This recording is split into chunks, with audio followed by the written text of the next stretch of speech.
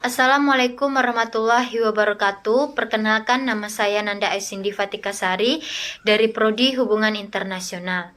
Di sini saya akan membuat video untuk memenuhi tugas UAS dari mata kuliah Model Pembangunan Ekonomi dengan dosen pengampu Bapak Amri Hakim SIP MA. Baik, di sini saya akan menjelaskan tentang materialisme historis Marx. Pada tahun 1818 sampai 1883, Marx menentang filsafat dan ekonomi politik yang berlaku pada masa itu, yang dimana Marx sendiri ingin mengganti pendekatan klasisisme yang tidak historis menjadi dialektika historis. Kaum Marxis menganggap analisis ekonomi klasik dan kemudian ortodoks sebagai sebuah foto diam, yang mana menggambarkan kenyataan pada waktu tertentu. Sebaliknya, pendekatan dialektis sendiri dianalogkan dengan gambar yang bergerak, melihat fenomena sosial dengan memeriksa di mana hal itu dan sedang pergi, dan terjadilah proses perubahannya. Sejarah bergerak dari satu tahap ke tahap lainnya. Hal ini dapat dikatakan dari feodalisme ke kapitalisme, selanjutnya ke sosialisme, yang mana atas dasar perubahan kelas yang berkuasa dan tertindas, dan juga terdapat hubungan antara satu sama lain.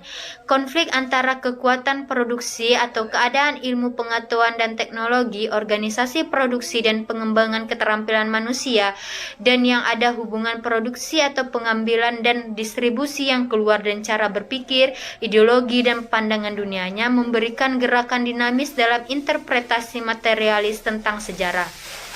Interkasi antara kekuatan dan hubungan produksi membentuk politik, hukum, moralitas, agama, budaya, dan gagasan. Adanya titik pelemahan pada feodalisme yang mana berupa: yang pertama yaitu adanya migrasi budak ke kota, yang kedua adanya persaingan pabrik dengan produksi kerajinan tangan dan manurial, yang ketiga terjadinya perluasan transportasi, penemuan hingga pasar internasional baru, serta yang keempat yaitu munculnya negara bangsa yang ikut menyertainya. Sedangkan kapitalisme sendiri juga sedang menghadapi krisis yang berulang karena pasar, yang dimana sebagian besar bergantung pada konsumsi pekerja yang berkembang lebih lambat daripada kapasitas produktifnya.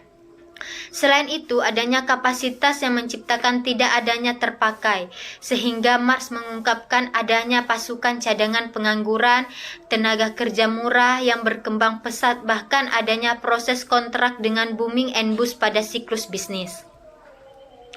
Pada tahun 1883 sampai 1895, ide-ide Marx kemudian dipopulerkan oleh kolaboratornya yaitu Friedrich Engels, yang dimana ia mencoba untuk menyelesaikan manuskrip yang dimulai dari menafsirkan tentang Marxisme serta memberikan kepemimpinan intelektualnya. Di saat akhir abad ke-19 hingga 3/4 pertama abad ke-20 terciptanya Partai Sosial Demokrat serta buruh di Eropa Barat, yang mana mencoba untuk memperkenalkan sosialisme dengan melalui demokrasi parlementer daripada kekerasan revolusi. Pada saat kapitalisme sendiri, Marx memiliki analis utama, yang mana ia berteori tentang adanya pemberontakan pekerja di barat yang terindustrialisasi. Namun revolusi tetap pertama kali terjadi di Rusia, yang salah satu negaranya yang paling tidak berkembang di Eropa sendiri adalah negara-negara yang memiliki sistem kapitalisme. Kaum Marxis menunjukkan beberapa alasan mengapa pekerja barat belum juga digulingkan kapitalisme. Setelah menyadari bahaya kelas pekerja yang memberontak di rumah, kapitalis telah menggunakan taktik membagi dan aturan yang bergantung pada eksploitasi pekerja di luar barat. Selanjutnya, media berita, lembaga pendidikan, dan gereja menciptakan kesadaran palsu yang mendukung ideologi kelas penguasa, dan negara kapitalis memiliki mesin hukum, polisi, militer, dan administrasi yang kuat untuk memadamkan resistensi potensial. Marx mengabaikan kemungkinan bahwa kepentingan pekerja dan kapitalis mungkin tidak akan adanya konflik. Jadi para pekerja di barat mungkin telah mendukung kapitalisme. Hal itu dikarenakan mereka memperoleh lebih banyak dalam jangka panjang dengan menerima bagian yang relatif konstan dari pertumbuhan output daripada dengan mencoba untuk memperoleh bagian yang lebih besar dari apa yang mungkin telah lebih lambat tumbuh output di bawah sistem yang berbeda.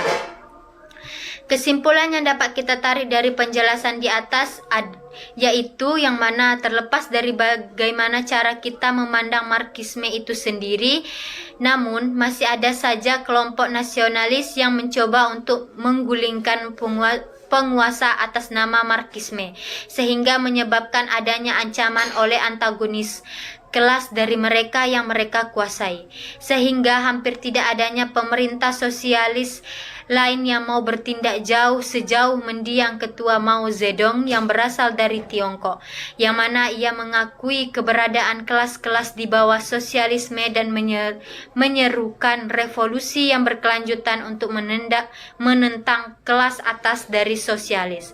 Sekian hasil dari penjelasan saya.